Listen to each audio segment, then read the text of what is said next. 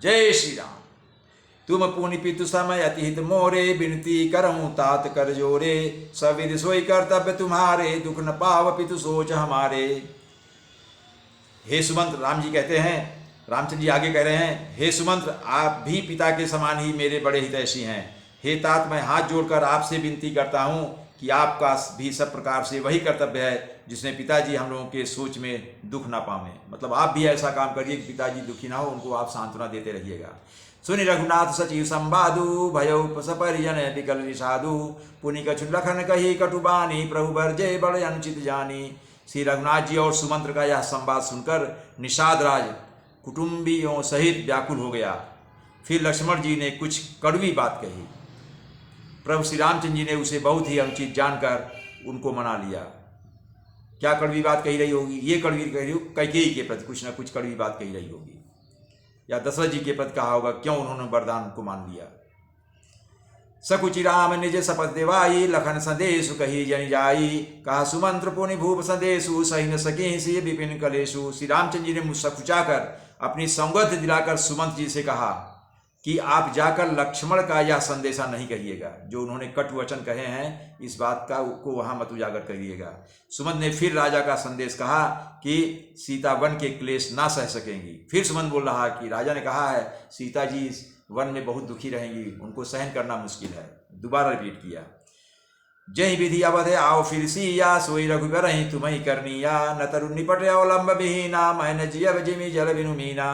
अतएव जिस तरह सीता अयोध्या को लौट आवें, तुमको और श्री रामचंद्र जी को वही उपाय करना चाहिए, नहीं तो मैं बिल्कुल ही बिना सहारे का होकर वैसे ही नहीं जीऊंगा जैसे बिना जल के मछली नहीं जीती।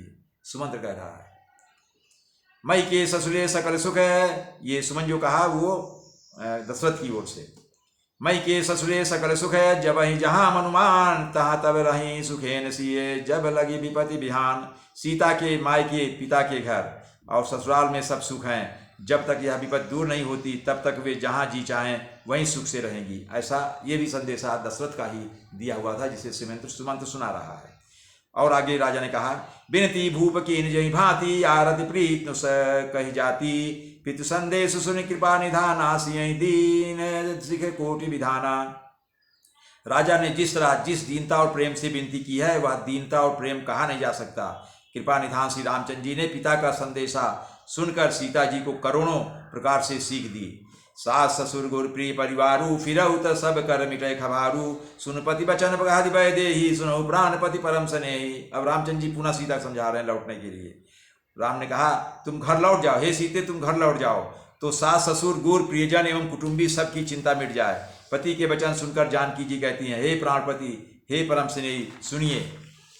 प्रभु करुणामय परम विवेकी, तनु तज राहति छाह की मिछे की, प्रभा जाई कहाँ भानु बिहाई, कहाँ चंद्रिका चंदु तज जाई। सीता जी कहती हैं राम से, हे प्रभु आप करुणामय और परम ज्ञानी हैं, कृपा करके विचार तो कीजिए, शरीर को छोड़कर छाया अलग कैसे रोकी रह सकती है?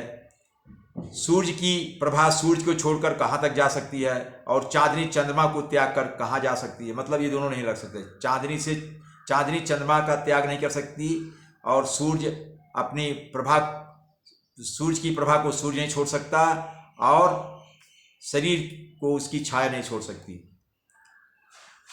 पति ही प्रेममय विनय सुनाई, कहत सचिव सन गिरा सुहाई, तुम पितु ससुर सरि सहितकारी, उतरु देव फिर अनुचित भारी।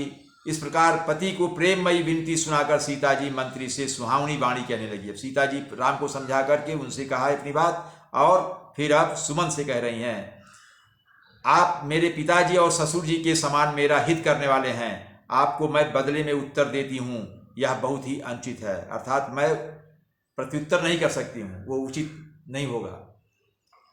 आरती बसन मुख भयूं, बिलगुन मानव तात, यारज शुद्ध पद कमल बिनु, बादि जहाँ लगिनाथ। किंतु हे तात, सीता जी कहती हैं, मैं आर्त होकर ही आपके सम्मुख हुई हूँ, आप बुरा ना मानिएगा। मतलब मैं इतनी दुखी हूँ, उस दुख के कारण आपके सामने आई हूँ, नहीं तो मैं आपके सामने नहीं आती। आर्यपुत्र स्वामी के चरण कमलों के बिना जगत में जहाँ तक नाते हैं सभी मेरे लिए व्यर्थ हैं।